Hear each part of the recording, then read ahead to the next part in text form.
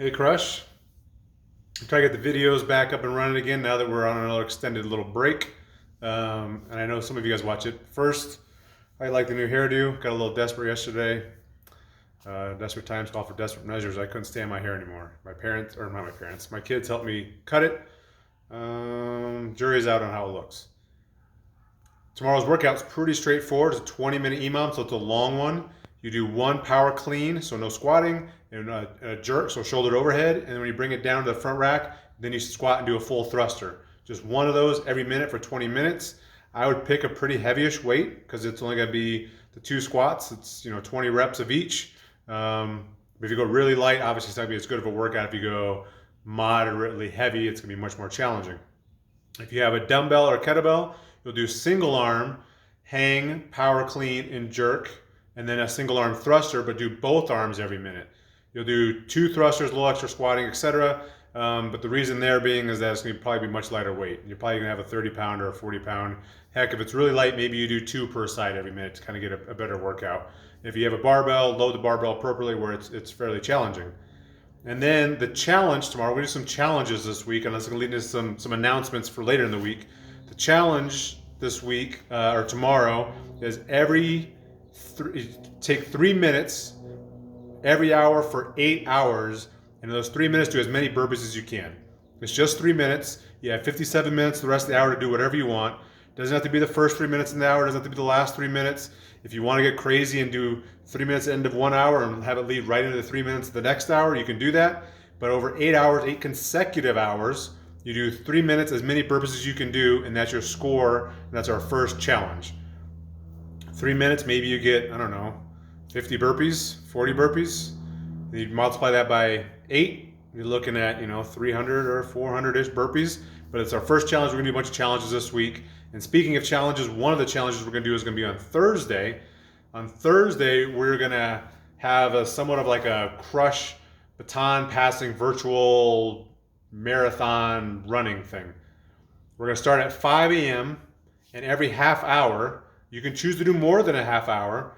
You can choose to do multiple half hours, whatever, especially as we get closer. If we have lots of gaps, we'll start seeing if people that like to run want to take more than one slot. But every half hour, you put down your name.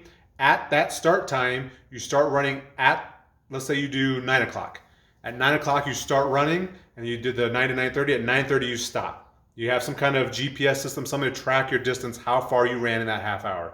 You start exactly at your start time, and then exactly at your start time, report back to me with the distance you ran in that 30 minutes or maybe 60 minutes, and we're going to total it up and see how far Crush can run as a gym from 5 a.m. all the way till 9 p.m.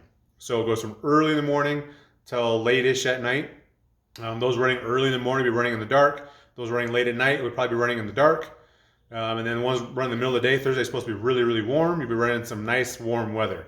Go to a track, run outside your house, whatever you want to do, just have something to track how far you run. And there's a spreadsheet out there I'll continue to post over the next few days. We'll pencil in names. You don't have to wait for somebody to say, like, if you're the 9 a.m. slot, you don't have to wait for the person that take 8:30.